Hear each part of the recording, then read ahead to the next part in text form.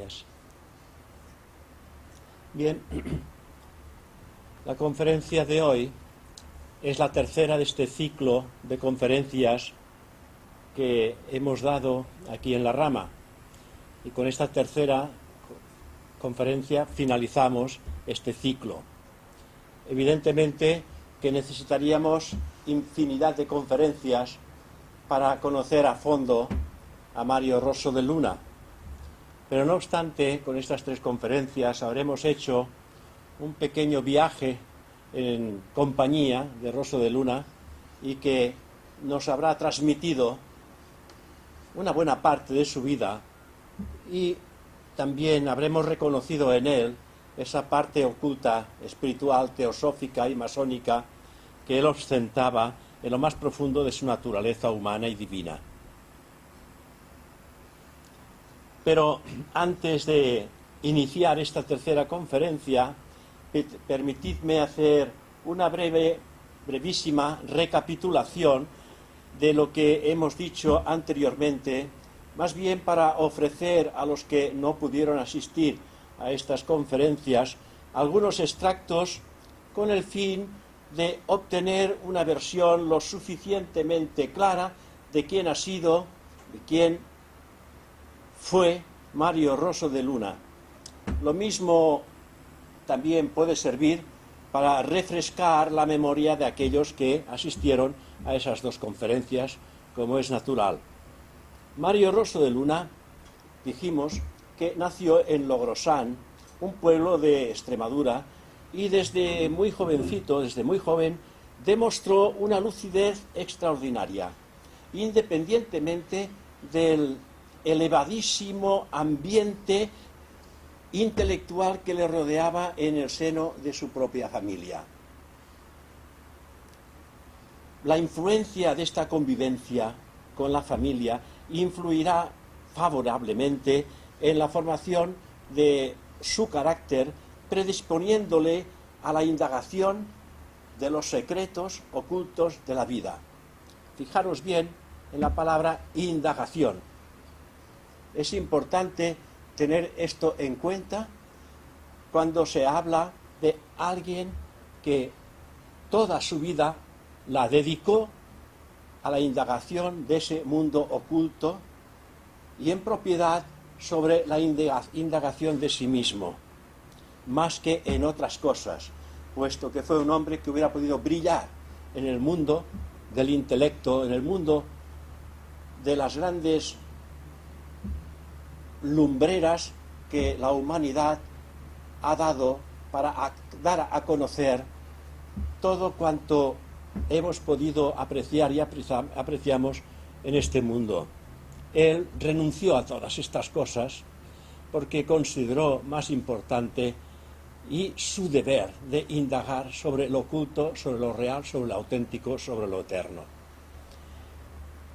Rosso de Luna, de una salud delicada, recogía prácticamente en su niñez, en su juventud, todas las enfermedades con la cual su crecimiento era enfermizo, un poco raquítico, acompañado siempre de terribles visiones del mundo astral, con lo cual aquí nos da a entender que había una predisposición para tener ciertas revelaciones de este mundo invisible cercano al nuestro, al cual llamamos mundo astral.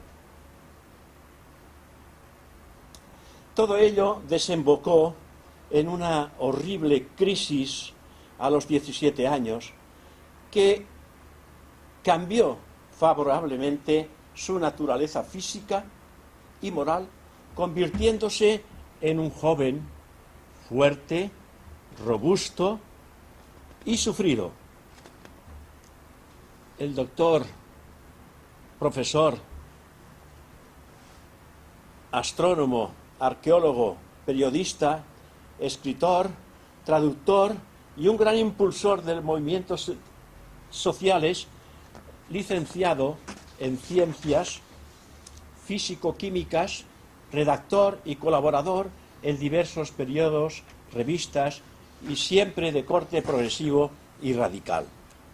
Esto en cuanto a ese extracto, para que podamos enfocar nuestra atención en esa continuidad de esas dos conferencias que desembocan en una tercera que es relevante en cuanto a aspectos de su vida personal y en contacto con otras escuelas y en contacto con la misma sociedad teosófica y sobre todo en contacto con la rama de Madrid a la cual él perteneció.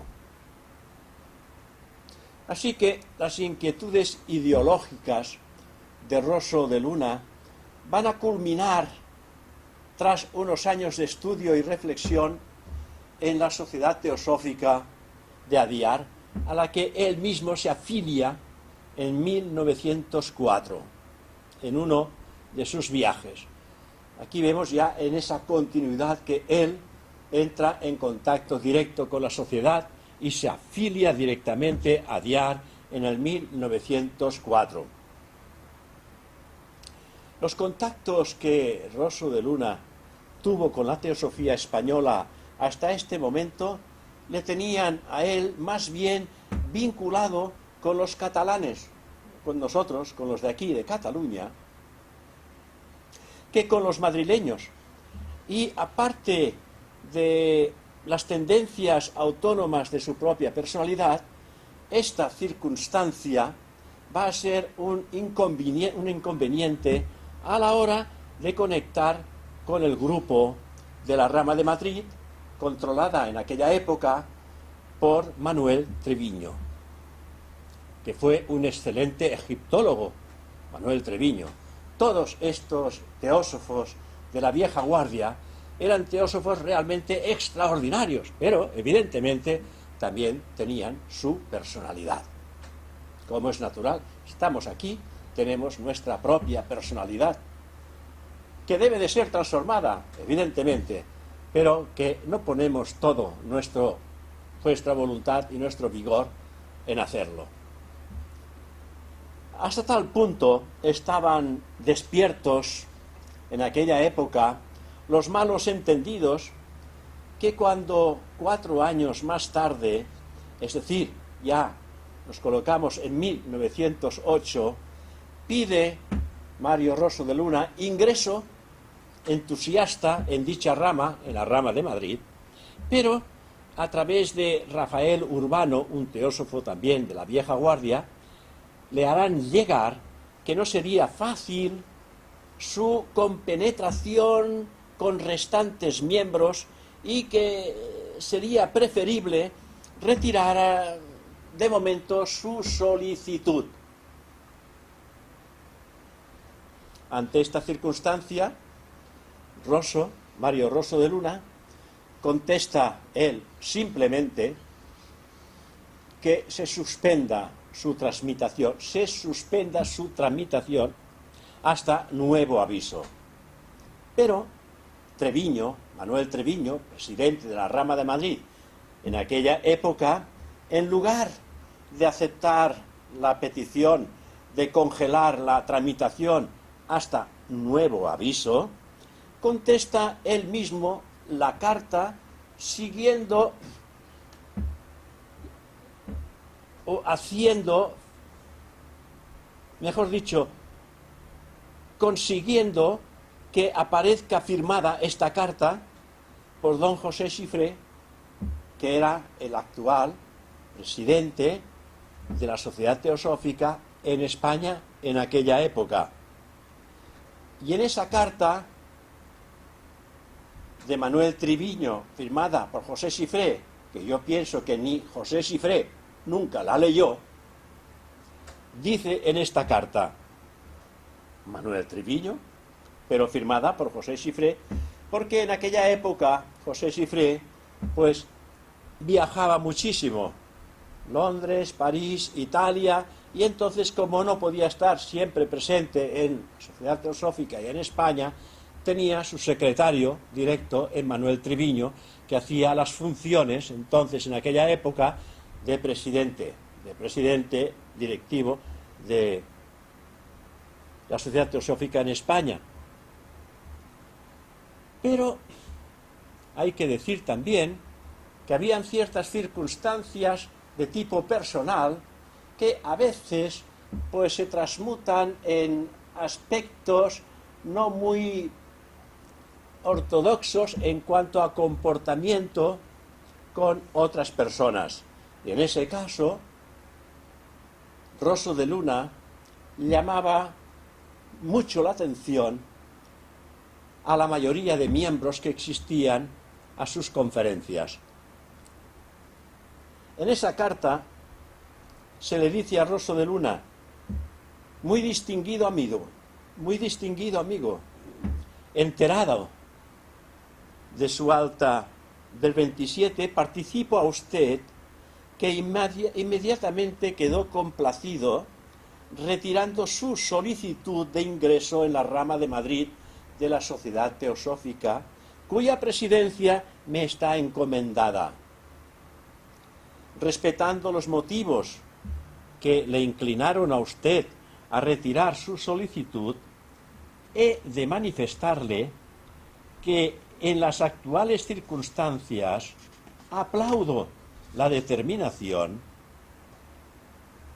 que ha tomado, pues su proceder nos aproxima más y estrecha los lazos de simpatía que nos unen. Como podéis comprender, esta carta no cayó muy bien a Mario Rosso de Luna. Sabe usted, es su afectísimo amigo, que de veras le aprecia y que le besa su mano. Pero es que en realidad le están diciendo: no te queremos aquí.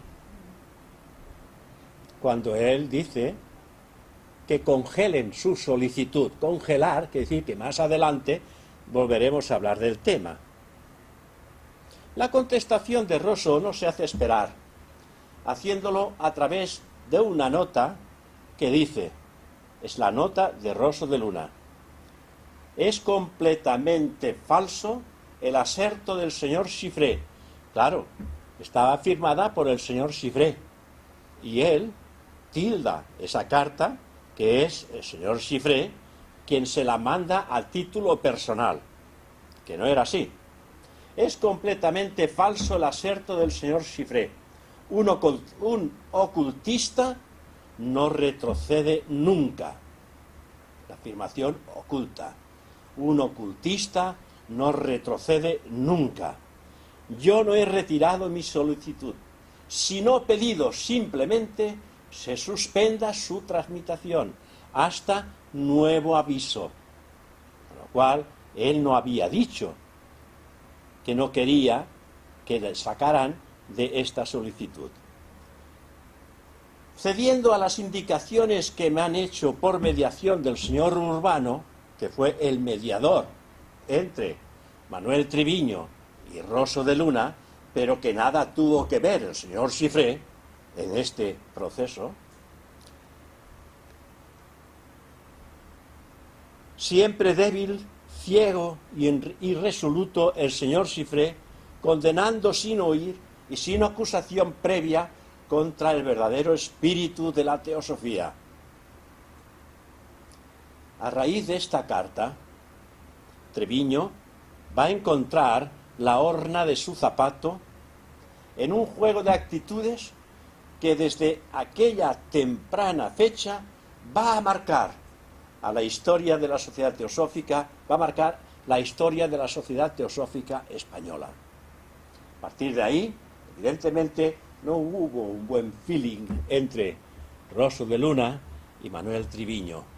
Hubieron, evidentemente, gran cantidad de encuentros desagradables y sobre todo por carta, porque antes se escribían muchísimas cartas y se decían, entre comillas, las verdades que cada uno creía tener, sin juzgar. Esto hace parte de la historia. Bueno, esto está escrito. Aquí no hacemos ninguna revelación porque esto está escrito en los libros y en la historia de Mario Rosso de Luna. Un acontecimiento de gran repercusión en su vida va a ser el viaje que Mario Rosso de Luna realizó a América, invitado por el agente presidencial para los teósofos del sur de América, es decir, el señor Federico W. Fernández, en sustitución a la doctora Annie Besant, presidenta en aquella época de la Sociedad Teosófica a nivel internacional. Incluso allí llegaron las reticencias con que era tratado Mario Rosso de Luna en Madrid, y ello provocó las quejas del señor Fernández, presidente de América del Sur, de la Sociedad Teosófica de aquel lugar. Fijaros las cosas como corrían ya en aquella época, y no habían los emails, no habían estas comunicaciones que tenemos ahora, pero se daban prisa en escribir 4 líneas y la gente estaba al corriente de todo, porque todos comulgaban con una misma idea, que era entrar en conocimiento directo con todo aquello que hacía el movimiento, el engranaje del movimiento teosófico. Estaban muy al corriente de todos estos aspectos. Para ello yo os recomendaría hacer algunas lecturas de Sofía Antigua. Allí veréis realmente con qué espíritu los teósofos de aquella época navegaban por este mundo teosófico, no solamente por el mundo teosófico, por el mundo ocultista, no importa el sello o el nombre de la escuela a la que ellos pertenecieran, porque de todos modos, no importando a qué escuela pertenecieran, pertenecían también a la sociedad teosófica, de hecho, como miembros de la misma.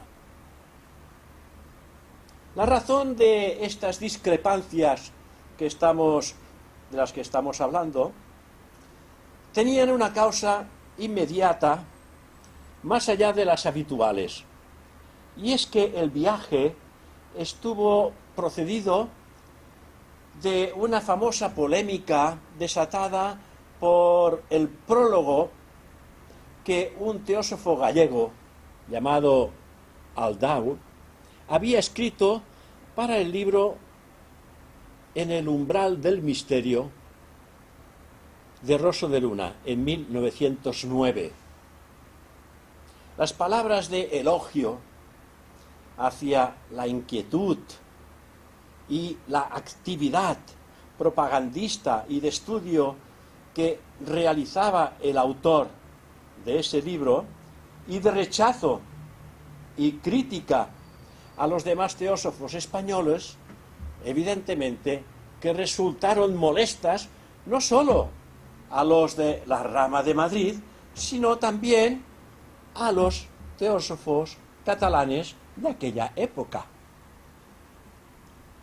O sea que habían repercusiones en todos los terrenos, no solamente en Madrid, sino también en Barcelona, sobre todo en Barcelona. Y no obstante, como veremos más adelante, no sé si sale, pues Rosso de Luna tuvo una grandiosa amistad hacia los catalanes, porque él mismo, por palabras suyas mismas, decían: son los únicos que me entienden. Manuel Treviño, intentará personalmente que Rosso les autorizara dicho prólogo de En el umbral del misterio, a lo que Rosso de Luna, como ustedes pueden comprender, se negó rotundamente, respetando el derecho de cada cual a decir el que piense, aunque esté equivocado. ¿Cuántas veces yo digo que escuchemos las opiniones, aunque estén equivocadas, y no respondamos airadamente? Escuchemos simplemente las distintas opiniones, porque algo de esa opinión engrandecerá la nuestra. Siempre es importante. Por lo tanto, Rosso de Luna, al parecer, era de esa opinión. Hay que respetar todas las opiniones. Cada uno da en su opinión su verdad, su entendimiento y su comprensión sobre un tema determinado. Otra polémica de aquella época, importante, la produjo el rechazo a que Rosso, él, dirigiera la revista oficial de la Sociedad Teosófica Sofía, puesto que se lo propusieron. Y él pues entonces rechazaba totalmente esta oportunidad de que Rosso de Luna dirigiera la edición de Sofía. Pensad que Rosso de Luna, él había hecho numerosos artículos en los periódicos, en infinidad de revistas de aire esotérico, y también creó su propia revista, una revista cuyo título era Hesperia, del mismo nombre que la rama que él fundó en Madrid, que fundó la rama Hesperia, que en la actualidad está vigente, rama Hesperia de Madrid. En cambio, la rama Madrid, en esa época, que existía y tenía mucha fuerza, y que era Manuel Triviño quien la responsabilizaba, pues desapareció. Y quedó finalmente la rama Hesperia.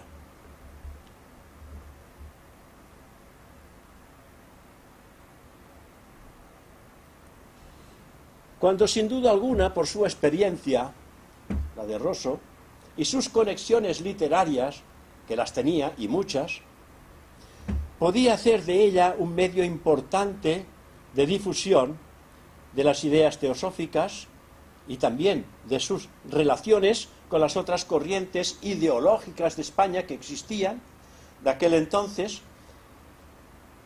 hasta que finalmente él acabará renunciando y fundando su propia revista Hesperia, en colaboración con algunos hermanos, amigos de escuela teosófica. Constituyeron 2 años antes de la revista Hesperia, 2 años antes, ellos fundaron la rama Hesperia. Rama con ese idéntico nombre que muy poco tiempo después, a los pocos meses, esta rama se disuelve temporalmente para resurgir nuevamente el 9 de mayo de 1925 y que en la actualidad, como antes hemos dicho, sigue vigente como rama Hesperia. Estos altos y bajos que sucedían en aquella época eran debidos a ese malentendimiento que existía entre mentes muy prósperas y lúcidas en las que reinaba un poder importante, el intelecto. Una nueva dimisión la encontramos por el escándalo que formaron algunos de su pública defensa de que los teósofos no deberían tener religión positiva alguna. Ante esta circunstancia, Rosso dimite de la Sociedad Teosófica Española por cartas de queja de amigos de Triviño. Dado que algunos eran abiertamente partidarios de expulsar a Rosso de Luna, él, con su capacidad, su entendimiento y su vivacidad,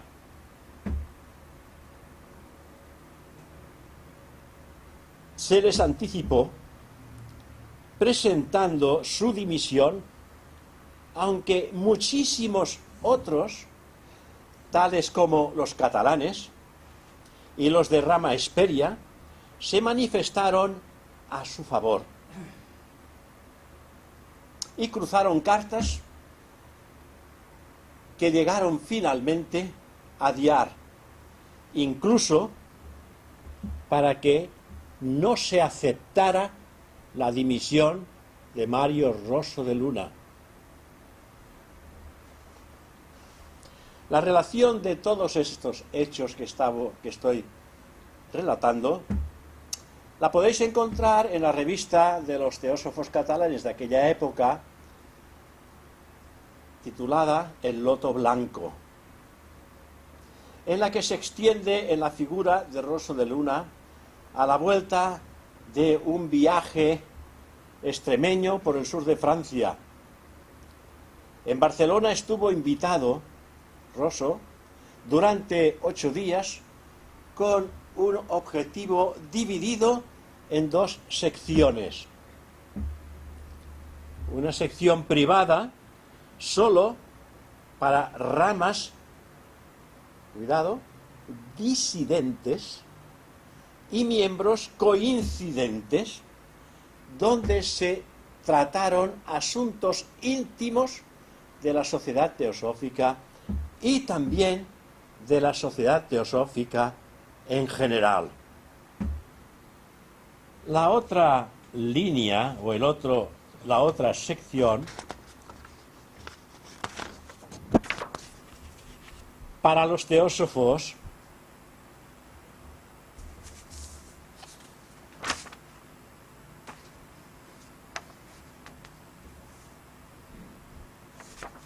la otra sección, conferencias para los teósofos, además de una pública en el Ateneo barcelonés. Ese es el estado en que se encontraba la Sociedad Teosófica Española cuando llegó el Consejo el 2 de noviembre de 1925, en el que de forma oficial, escuchad bien, en el que de forma oficial se le ruega a don Mario Rosso de Luna que retire la dimisión que tiene presentada a la presidencia de la Sociedad Teosófica anunciada a Julio Garrido en mayo. Una aproximación casi fotográfica al Rosso de Luna de aquel tiempo la encontraréis en esta misma reseña del Loto Blanco, en la que el señor Ramón Mainadé se dirige a los miembros de la Sociedad Teosófica diciéndoles: una carta escrita por Ramón Mainadé a los miembros de la Sociedad Teosófica referente a Mario Rosso de Luna, que dice: ¿quién es en lo íntimo ese mal entendido hermano, hijo legítimo de la gran Blavatsky y que se llama don Mario Rosso de Luna? En lo físico es de mediana estatura y regordete, completamente calvo, y de cabeza y tez rojizos, ojos salientes y vivos, cuyas pupilas marcan los únicos 2 puntos oscuros de su cabeza. La boca inquieta, habla mucho y bien, es idéntico, natural, tono elocuente en la tribuna que en los diálogos. Improvisa conferencias interesantísimas de infinitos temas. Pero aún, reconociendo el valor único e indiscutible de su enorme mentalidad, juzgamos ser su cualidad máxima la cariñosa sencillez de su trato, amoroso, sensible, tierno, busca y ama el valor en los más humildes. A nadie excluye, va a todos. Lo mismo besa a la anciana, ignorante, que ama la teosofía en sacrificio oculto, que al teósofo reconocido y renombrado. Para él, todos eran uno. no habían preferencias. Él se daba a la raza humana e intentaba cambiar los objetivos humanos en búsqueda de lo divino en el hombre. Continúa diciendo, más grande que su mente, que era muy bella en cuanto a un intelecto prodigioso, más grande que su mente es aún su corazón. Posee la sabiduría de los viejos magos.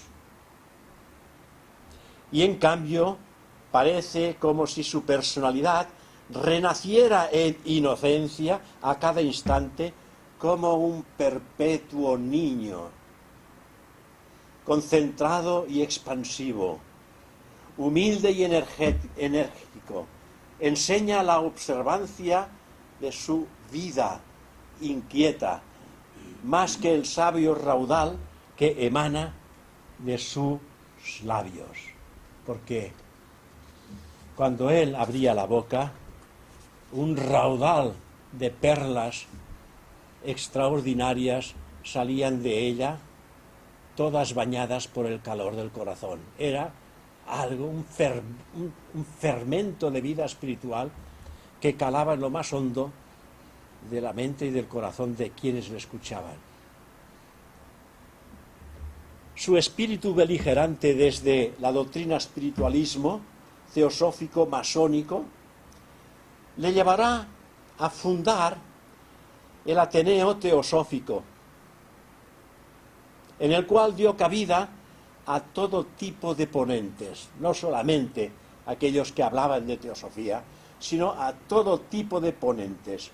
Poco tiempo después, él dio nacimiento al boletín del Ateneo Teosófico, en el que se incluía el libre pensamiento como diálogo, conferencias, y teosofía como concepción armoniosa del cosmos y de cuanto el hombre puede saber acerca de ese mundo y acerca de sí mismo, de todo cuanto el hombre puede saber acerca del cosmos y acerca de sí mismo.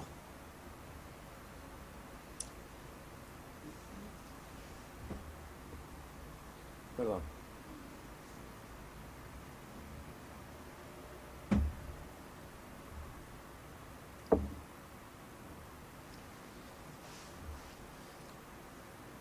Rosso debía ser consciente de la causa de cuantos problemas había tenido él hasta entonces con los demás, cuando en el caso del Ateneo Teosófico comenta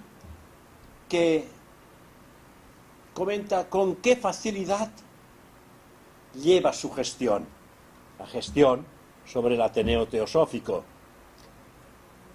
En el Ateneo Teosófico, dice él, no me llevo berrinche alguno. Y si me lo llevare, porque estoy hecho un consumado político que hace lo que quiere de todos. ¿Veis también su mentalidad también como a nivel personal funcionaba? Se han quedado todos como bobos. En un mes obtendré más de 100 socios. Hay rasgos de petulancia en estas afirmaciones como persona orgullosa de lo que él había fundado en estos momentos, Ateneo Teosófico, Boletín Teosófico, etcétera, el Ateneo, etcétera, etcétera. Con ocasión de una visita que hizo el doctor Manuel Briude a Madrid, Manuel Briude fue presidente de la Sociedad Teosófica, era sevillano, y fue presidente de la Sociedad Teosófica a nivel de España, Y lo fue antes que Esther Nicolau. Esther Nicolau fue la primera esposa de Saturnino Torra. Esther Nicolau fue una presidenta nacional, es decir, la primera presidenta nacional de España femenina. La primera fue Esther Nicolau. Y le siguió Briude, este señor que era un doctor, con un pelo muy bien planchado siempre, regordete, pero con una presencia de peso en cuanto a personalidad, tenía una personalidad. Y también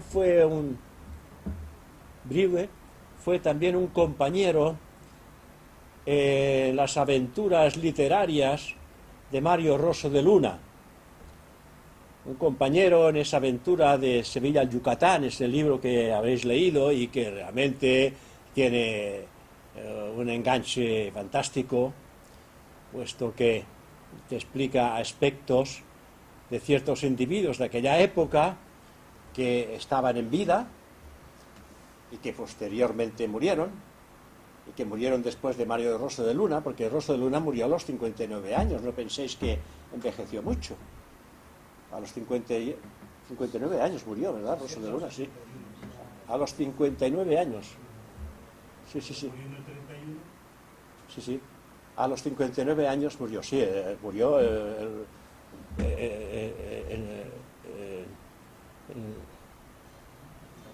en el 31, eso es, en el 31. Sí. Bien, pues este fue un compañero de aventuras y que Mario Rosso lo incluyó dentro de este libro de Sevilla al Yucatán.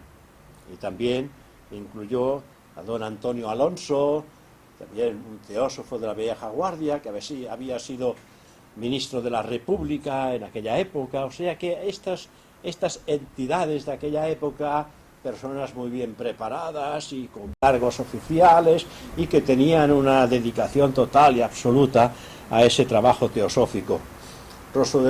Don Antonio Alonso fue una persona realmente maravillosa que murió en los años 80 y tantos. Yo me escribía con él. Tuvimos una relación por carta muy amena, hasta el punto en que yo decidí, en una de estas cartas, me dije a mí mismo: don Antonio, pues pronto va a desaparecer de este mundo, porque tenía 96 años en aquella época, y yo me voy a quedar con las ganas de preguntarle ciertas cosas que son bastante difíciles de enfocar, ¿no? Y entonces le pregunté, le conté mis proyectos de juventud sobre la teosofía, y al final le pregunté: me gustaría que me contaras, si es posible, y no es un atrevimiento por mi parte, que me dijeras cuáles han sido tus descubrimientos o vivencias en estos 70 años de militancia teosófica en los que tú te has movido. Y me contestó: referente a tus proyectos, tengo que decirte que por efectos de mi vejez estoy totalmente convencido de que llegarán a buen término, pero que no puedo acompañarte en ello por mis años, pero que no obstante, en una próxima vida colaboraremos hombro contra hombro por una noble y justa causa. Bueno, esto a mí me llenó de satisfacción.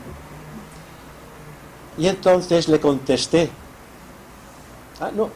Y en esta misma carta, él sigue diciéndome, y referente a tu pregunta, tengo que decirte que después de 70 años trabajando en la teosofía, solamente he descubierto una cosa. Yo no soy yo, sino tú. Esta es la única y absoluta realidad. En aquella época yo no entendí lo que me estaba diciendo. Yo no soy yo, sino tú. Esta es la absoluta y única realidad. Me estaba diciendo con palabras indirectas que él se había encontrado a sí mismo. Y cuando uno se encuentra a sí mismo, encuentra el sí mismo de todos los demás. Que todo aquel que sepa que es uno contigo, sepa que es también uno con todos los demás. Mantram Dhanya Besan. Entonces, eso lo descubrí más tarde. Me dije a mí mismo, qué lástima de no haber descubierto esto cuando él estaba en vida. Le contesté, pero ya no me contestó. Volví a escribir y me mandaron una carta de la sirviente que tenía, diciéndome que había fallecido don Antonio Alonso. Él vivía en una ermita templaria. No sé si lo sabéis. Vivía en una ermita templaria. En esa ermita en la que Mario Rosso de Luna dice que hay el vigilante de la ermita templaria bajo tierra. ¿Lo habéis leído? Esto está de Sevilla, en Yucatán. No da el nombre, pero allí yo me di cuenta que Mario Rosso de Luna, don Antonio Alonso y Briude, en este caso, eran una trilogía muy introducida dentro de lo que era el mundo del ocultismo. Bien, continuamos. Con ocasión de una visita que hizo el doctor Manuel Briude a Madrid, pues para conocer, visitar el Ateneo Teosófico, Rosso de Luna entonces le cuenta a su hijo que cenando con Briude y Antonio López en los Leones de Oro, yo lo había oído en mi juventud y lo oía siempre en casas en que había una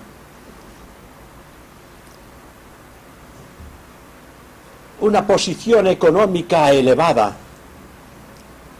Los Leones de Oro se encontraban gente pudiente y que tenían un apartado del mismo en que hacían buenas obras a ciertos necesitados, en los que eran estudiados y veían que esta necesidad tenía que ser cubierta. Esto yo ya lo conocía porque había conocido personas que pertenecían a ese club de los Leones de Oro, que en aquel tiempo yo no sabía, que después fui descubriendo porque conocí a ciertas personas que ellos estaban en estos clubs. Bueno, y parece ser que ellos también o pertenecían o visitaban. Y este último comentó: la verdad es que los caciques de la rama de Madrid serían Barroso, Treviño, Garrido, Briude, etc.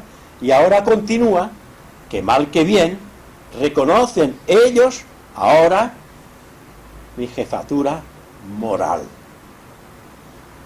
Cómo van cambiando las cosas, con grandes dificultades y después se van haciendo fáciles, pero no siempre ha sido fácil para Rosso de Luna. Fue sin duda una de las etapas mejores de su vida cuando la huelga de los estudiantes de la Facultad de Filosofía y Letras en el salón del Ateneo Teosófico, pues él dio permiso para que esto se realizara. Le agradaba ver a él, le gustaba ver aquellas clases llenas de juventud y al propio tiempo y al propio mandatario de las mismas, el reaccionario Ballesteros, explicando historia bajo el sello de la Sociedad Teosófica.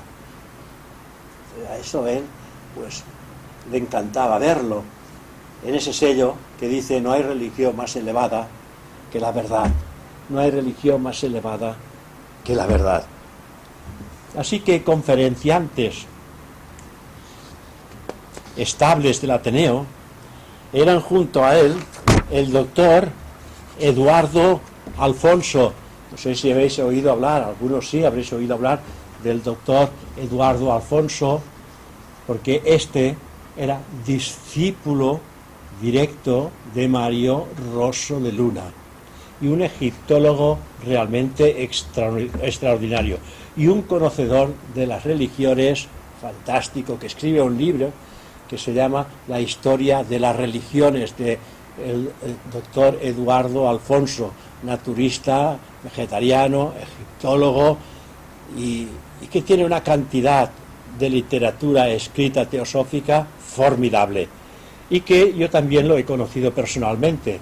¿Lo conociste tú personalmente? Sí, me allí una novela en Madrid. La última vez.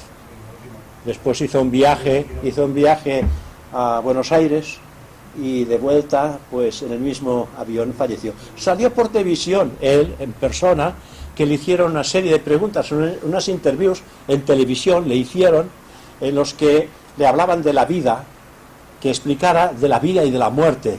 Y bueno, y dejó anonadados a los locutores que le hacían esa interview.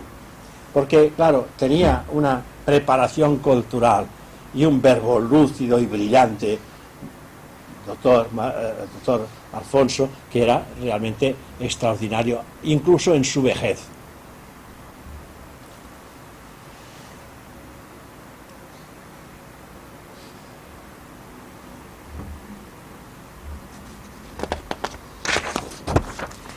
Ya también en los últimos años de su vida, la sociedad había, pues, evidentemente evolucionado, y los libros de Rosso de Luna tenían ya una mayor demanda. En esta época él brillaba enormemente en el mundo cultural, teosófico y también científico. ¿Conocéis a Esteban Torrijos, Esteban Torrijos, pues es un enamorado de Rosso de Luna, hizo su tesis con los libros de Rosso de Luna y toda su vida ha estado, pues, trabajando los libros de Rosso de Luna y yendo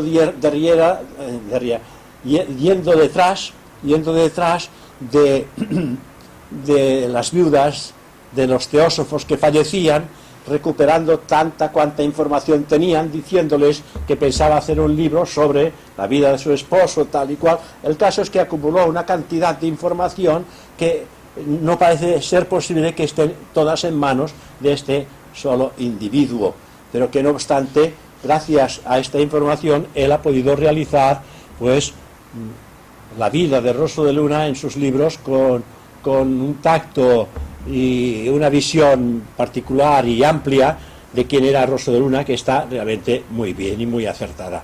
Yo lo conozco porque estuve en Cáceres dando unas conferencias en el Ateneo Cacereño de Cáceres, y él es el director precisamente del Ateneo de Cáceres, y entonces estuvimos en la sala Rosso de Luna, que en esa sala está llena de retratos de Rosso de Luna, enormes, gigantes, retratos enormes, y él es el director de ese Ateneo y tiene la sala Rosso de Luna.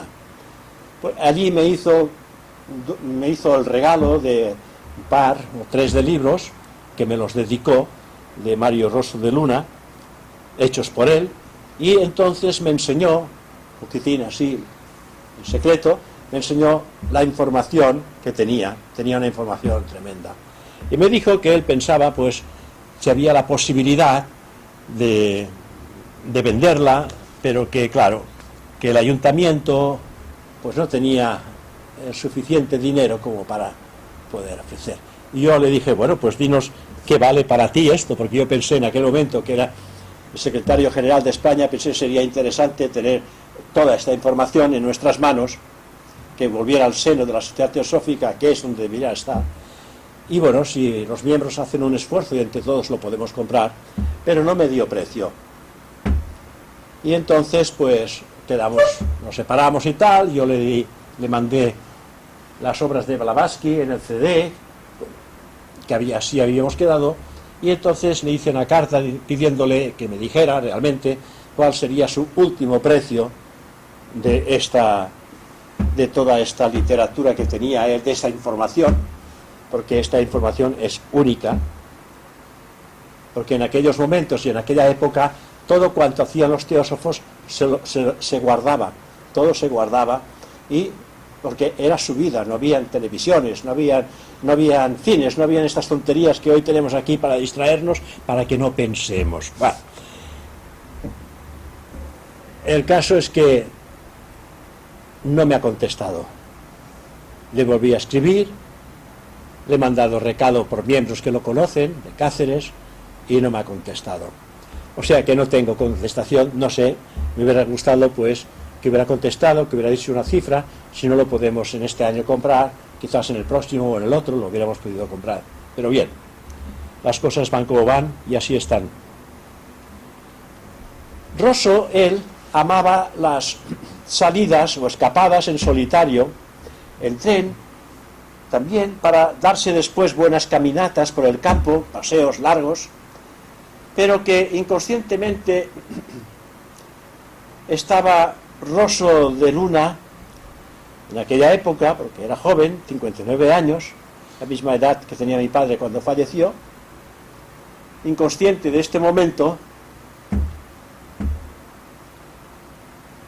de la proximidad de su desenlace final, nos lo indica la maratoniana gira de conferencias que a él, en esta época, le llevó por diversos ateneos científicos, populares y obreros, como dice la reseña del Boletín de Teosofía, del Ateneo Teosófico, del que era fundador y presidente. Valga como muestras, por ejemplo, entre otras, Levante, Cataluña, sur de Francia, norte de África, Andalucía y otras. Se movía por todas partes. Biografía de las obras de Mario Rosso de Luna. Beethoven, teósofo. Cartas desde la memoria. Cuentos macabros y páginas ocultistas. De Sevilla al Yucatán. El árbol de las Hespérides. El libro que mata la muerte. El mago de Logrosán. El tesoro de los lagos de Somiedo. Hacia la gnosis. HPV, una mártir del siglo XXI. La Esfinge. La humanidad de los Césares. Por el reino encantado de Maya. Simbolismo de las religiones. Simbología arcaica. Wagner, mitólogo y ocultista.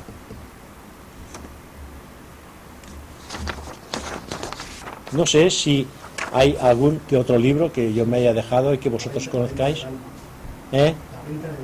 La venta del alma. Bien. Y para terminar, Mario Rosso de Luna, el 8 de noviembre de 1931, tras una corta enfermedad de 7 días, o sea que fue rápido, fallecía en su casa de la calle del Buen Suceso de Madrid. Y el 20 del mismo mes, el ayuntamiento madrileño aprueba poner su nombre a la calle en que vivió y una placa realizada por suscripción general, popular. Es una carta con su fotografía, con su imagen, está fotografiada y se le ve en perfecta juventud, porque a 59 años uno es joven. Para mí son niños a los 59 años. Yo me digo a mí mismo, cuando mi padre murió que era un niño, porque yo tengo 73, imagínate los que le estoy pasando, y lo admiro como mi padre todavía, como si fuera mayor que yo. Y en realidad yo soy mayor que él en cuanto a cuerpo físico. ¿Qué cosas nos trae la vida? Pues bien, este es el resultado de esa tercera conferencia, de este ciclo que Mercedes Cartañá, presidenta de nuestra rama, pues me pidió que realizáramos, puesto que era el año, según parece, de una conmemoración no sé cuál, de Mario Rosso de Luna.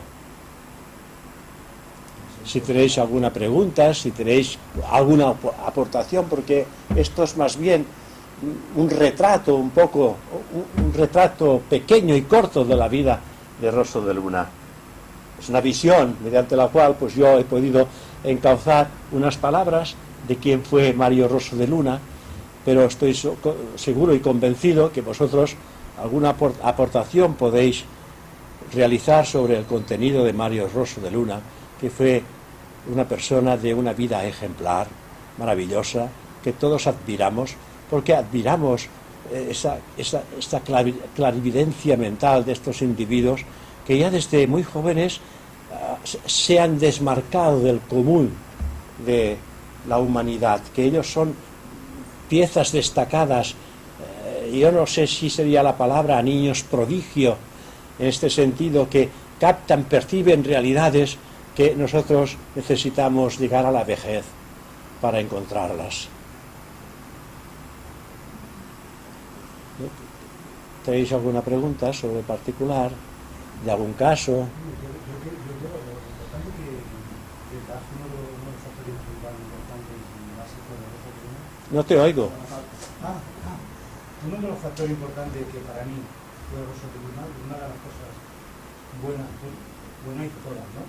Pero una que sería bastante importante exponer es el hecho de que gracias a él se pudo, como diría yo, enaltecer a ciertas personalidades o ciertas personas que no me sale la palabra. ¿Que pudo ejercer, dices? Sí, una influencia para que la gente tuviese conocimiento de estos personajes. Por ejemplo, como, por lo menos en ese aspecto, ¿no? En el aspecto ocultista o teosófico, como fue el desarrollo de las obras de, como ha dicho, de Wagner, de Beethoven, las obras que hizo también de Benito María Montano, Sí. que fue el que desarrolló lo que era la biblioteca de Felipe II de la Escorial. Arias Montano era la rama en la que estaba don Antonio Alonso.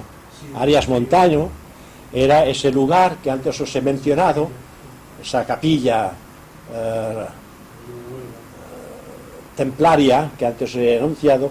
Este montículo, esto es lo que parece ser era Arias Montano. Era una persona realmente fantástica en cuanto a conocimientos teosóficos de aquella época, y que incluso hizo, figuraros lo que son las cosas, hizo un proyecto de gobierno mundial. Vean lo que estoy diciendo. Hizo un proyecto de gobierno mundial y se lo mandó al rey, para el rey joven en aquel momento, para que encauzara su autoridad como gobierno, como jefe del gobierno, encauzar un gobierno en el que entraran esas cláusulas en las que solamente tiene que regir la autoridad de un gobierno mundial y no un gobierno para cada país. Él estaba en esta situación, que es lo mismo que decía Saturnino Torra, que finalmente la humanidad llegará a captar la idea de un gobierno mundial. ¿Para qué tantos gobiernos?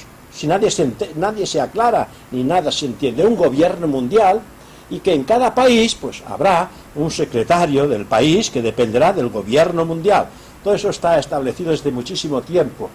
Y después también escribió otro folleto y que también se lo mandó al rey y también me lo mandó a mí. No sé si porque el rey y yo tenemos la misma edad. El caso es que también me los mandaba a mí. Y este es la ley de causalidad. O sea, conocéis la ley del karma y cómo esta pues se reproduce a nivel personal y a nivel colectivo y, como no, a nivel de toda la sociedad y de todos los pueblos españoles. Eso también se lo mandó al rey. O sea que eran personas atrevidísimas y que cuando hacían un trabajo no les dolía prenda mandarlo a quienes de alguna manera podían hacer el trabajo del cambio. Pues bien, este era don Antonio Alonso. Realmente fantástico. Y este otro que hemos dicho, el doctor Eduardo Alfonso, que él también, estando en prisión, escribió la historia de las religiones sin mandar a él. ¿Por qué estaba en prisión? Porque lo tildaban de masón.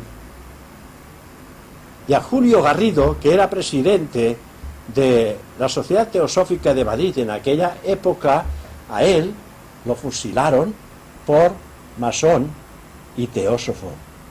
Y a Saturnino Torra lo encerraban por presunto masón. Nunca le pudieron probar que él perteneciera a la masonería, porque en aquella época todos los teósofos prácticamente eran masones, pertenecían a la francmasonería, masonería mixta, hombres y mujeres, no solamente hombres como son la mayor parte de estas masonerías, que realmente no han encontrado el auténtico secreto de lo que es la masonería. Vosotros tenéis aquí libros escritos por Leadbeater que os habla de lo que es realmente la masonería.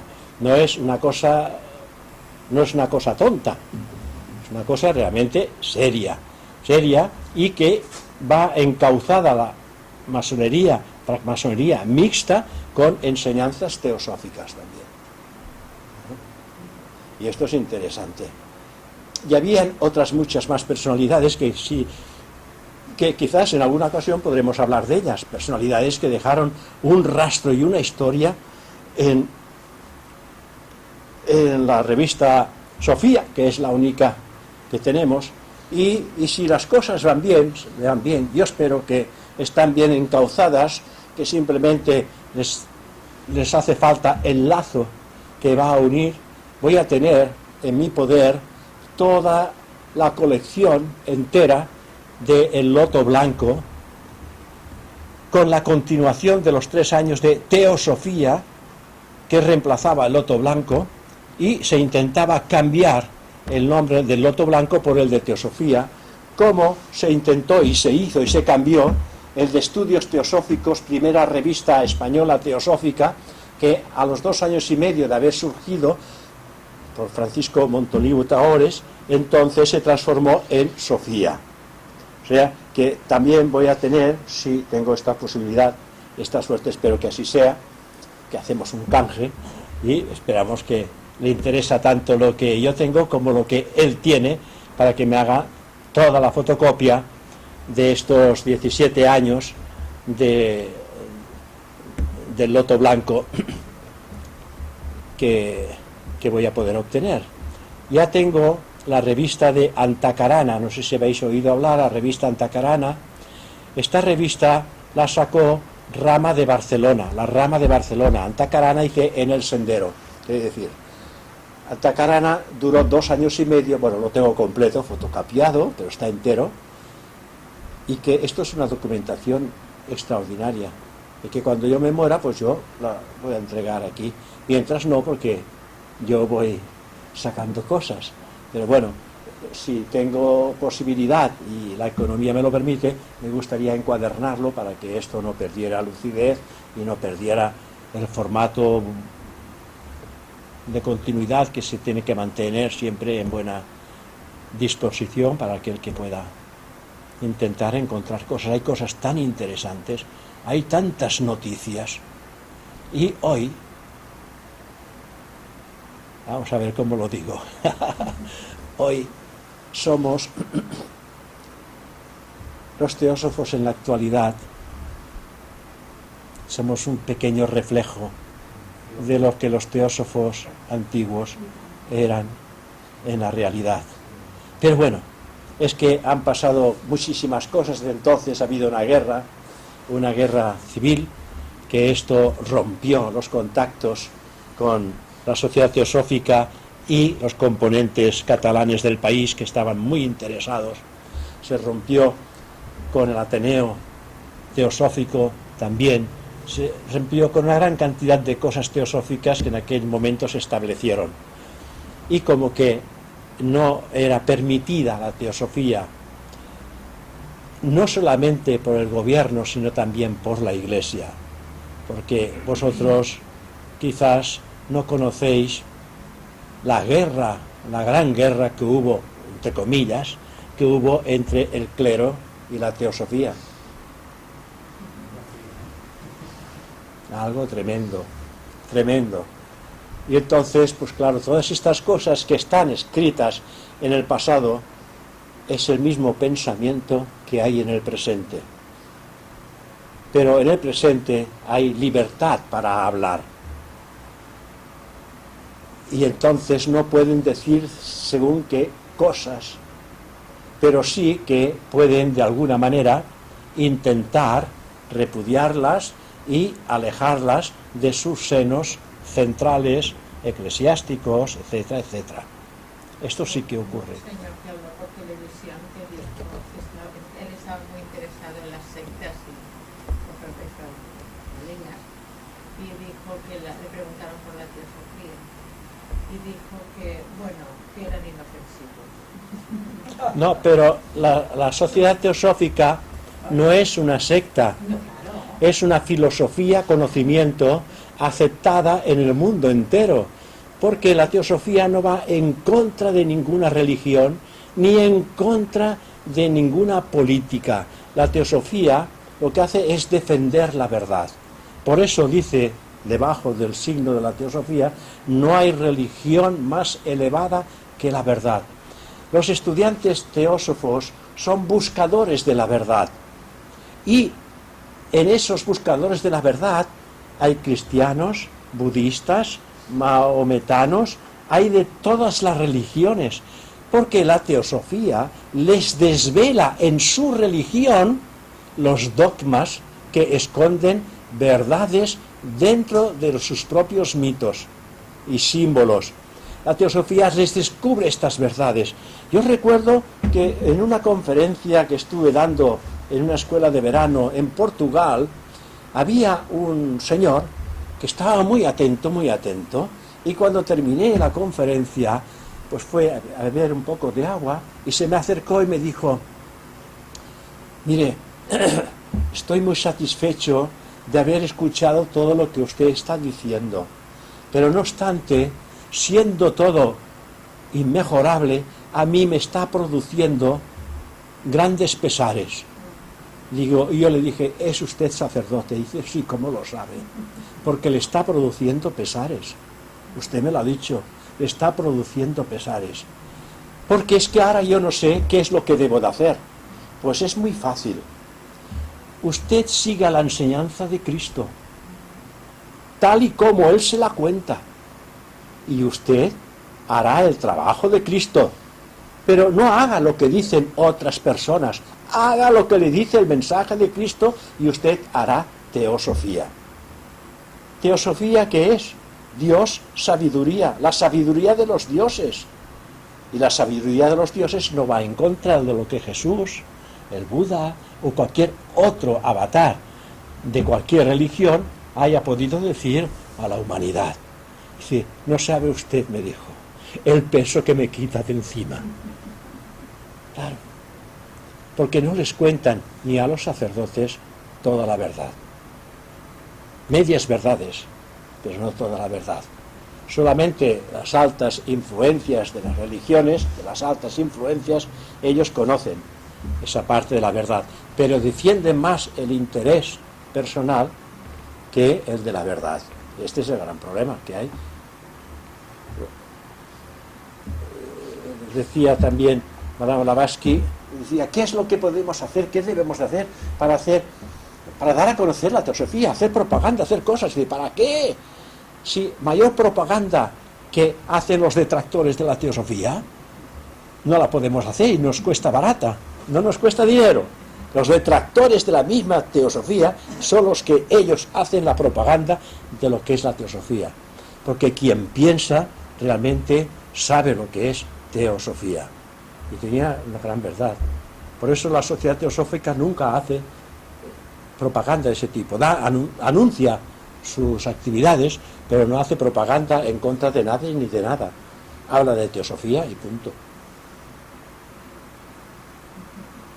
Hay un concepto muy interesante que es lo que desarrolla aparte de Benito Montano, también hay otro personaje que está muy camuflado, muy perdido, que gracias a Rosa Lorena se pudo, entre comillas, descubrir, y que es el Arturo Soria, que en principio todavía no se ha descubierto quién es Arturo Soria Matas. Bueno, hay muchos. Yo, Arturo Soria Matas, Sí. no, yo no lo Sí, conozco. este es el que desarrolló lo que es la génesis periódico de las especies. Es el desarrollo de una serie de lo que es el principio de los átomos, de lo que son los arquetipos cuando se manifiestan en los planos, que se hace una serie de filigranas, ¿no?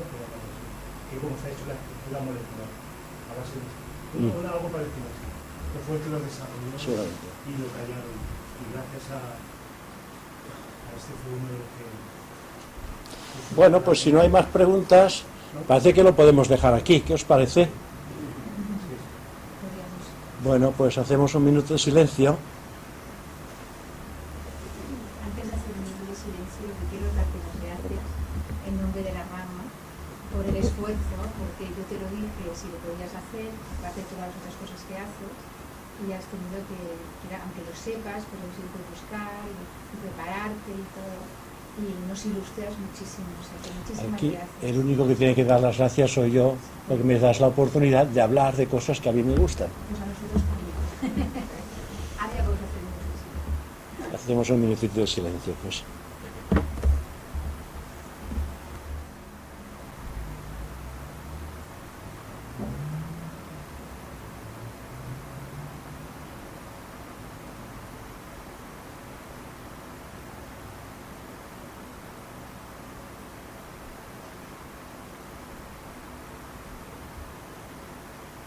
Oh vida oculta que vibras en cada átomo, oh luz oculta que brillas en cada ser, oh amor oculto que todo lo abarcas en tu unidad, que todo el que se sienta uno contigo sepa que es también uno con todos los demás.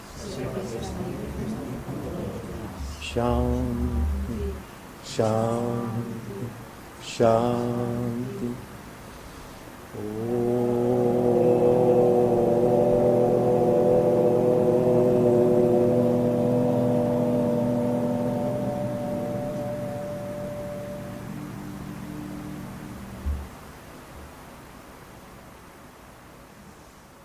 Gracias.